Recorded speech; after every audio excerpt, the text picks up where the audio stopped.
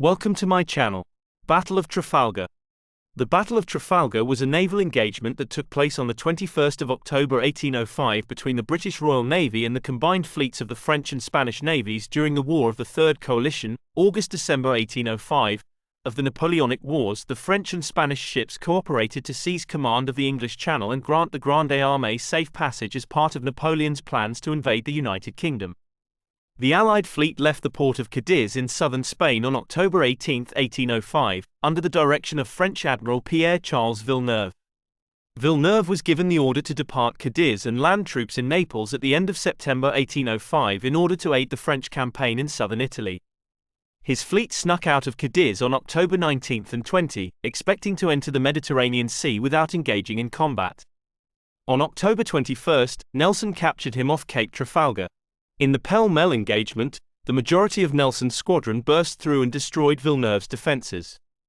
Following the first attack, 6 of the top French and Spanish ships, commanded by Admiral Pierre Dumanoir, were able to turn around and assist the survivors at around 3:30 p.m. But Dumanoir's feeble counterattack was repulsed and he fled. Around 5 p.m., Collingwood finished destroying the rear, and the conflict was over. Villeneuve was taken prisoner, and his navy suffered the loss of 19 or 20 ships that were turned over to the British, as well as 14,000 troops, of whom half were taken as prisoners of war. Background: the British Royal Navy ruled the seas in 1805, while Napoleon Bonaparte's First French Empire dominated the military landscape on the continent of Europe. The British established a naval embargo on France during the war, which hindered trade and prevented the French from fully deploying their naval forces. The French Navy managed to get over the blockade numerous times, but it wasn't enough to prevent the British from relatively easily attacking French interests both at home and abroad. Vice Admiral Pierre-Charles Villeneuve had taken command of the French Mediterranean fleet following the death of Latouche-Treville. There had been more competent officers, but they had either been employed elsewhere or had fallen from Napoleon's favor. Villeneuve had shown a distinct lack of enthusiasm for facing Nelson and the Royal Navy after the French defeat at the Battle of the Nile in 1798. Napoleon's naval plan in 1805 was for the French and Spanish fleets in the Mediterranean and Cadiz to break through the blockade and join forces in the Caribbean.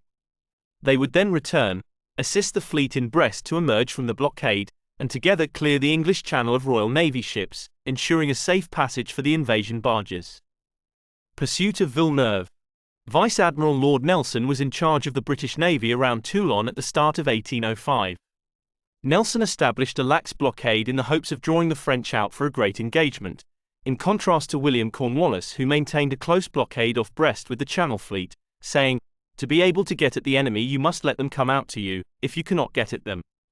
Villeneuve's fleet, however, was able to elude Nelson's when storms forced the British off station. Nelson started looking for the French in the Mediterranean, thinking they were headed for Egypt, but Villeneuve led his fleet through the Strait of Gibraltar, met the Spanish fleet in Cadiz, and continued on his planned course for the Caribbean. Cadiz. Having lured the British to the West Indies, Villeneuve returned from the Caribbean to Europe, intending to break the blockade at Brest. Nelson made a beeline for the Mediterranean as he continued to fear about Egypt. The French were headed farther north when the fast-sailing corvette, which was informing the Admiralty of his preparations, sighted them. Admiral William Cornwallis was immediately given the order to combine his squadron with Vice Admiral Sir Robert Calder's squadron off Ferrol and to stretch out 30 to 40 leagues into the Atlantic to block the French from entering the Channel after Lord Barham, who was aware of the enemy strategy, received this intelligence. Nelson's plan. At the time, the accepted tactical doctrine called for maneuvering to approach the opposing fleet in a single line of combat before engaging broadside. Previously, fleets had frequently fought in a flurry of chaotic one-on-one combat. The ability to signal in battle was made possible by the line of battle system, which was developed in part to make fleet control easier. The line also allowed for disengagement by either side by breaking off in formation. If the attacker decided to press on, their line would also be broken. The plan had 3 principal advantages. First, the British fleet would close with the Franco-Spanish as quickly as possible, preventing their escape. Second, it would quickly bring on a melee and frantic battle by breaking the Franco-Spanish line and inducing a series of individual ship-to-ship actions, in which the British knew they were likely to prevail. Nelson knew that the superior seamanship, faster gunnery, and better morale of his crews were great advantages. Third, it would bring a decisive concentration on the rear of the Franco-Spanish fleet. The ships in the van of the enemy fleet would have to turn back to support the rear, which would take a long time. Additionally, once the Franco-Spanish line had been broken, their ships would be relatively defenseless against powerful broadsides from the British fleet, and it would take them a long time to reposition to return fire. Nelson was careful to point out that something had to be left to chance. Nothing is sure in a sea battle, so he left his captains free from all hampering rules by telling them that no captain can do very wrong if he places his ship alongside that of the enemy. In short, circumstances would dictate the execution, subject to the guiding rule that the enemy's rear was to be cut off and superior force concentrated on that part of the enemy's line. Napoleon launches attack. 7 years later, though, Napoleon was undeterred.